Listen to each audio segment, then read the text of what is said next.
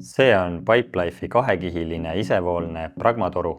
Seda toru võib kasutada nii reovee ärajuhtimiseks kui ka sademevee ärajuhtimiseks. Kahekihilise pragmatoru sisekiht on hele.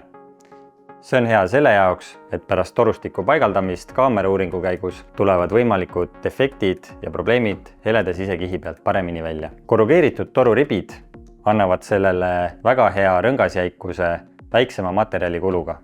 Ribid ise on seest tühjad. Pragmatorud on valmistatud PP-st, mis on võrreldes näiteks PVC-ga oluliselt elastsem materjal. Pragmatorud on valikus mõõtudes OD 160 kuni 630. OD tähendab, et see on toru välisläbimõõt.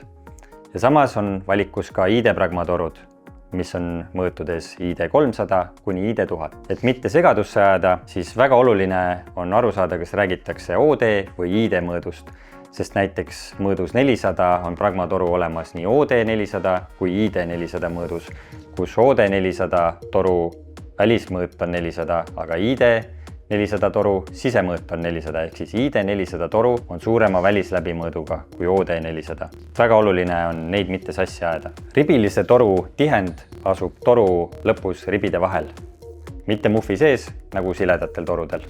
Pipelife'i pragmatorudel nii OD kui ID valikus on tihend alati toruga komplektis kaasas.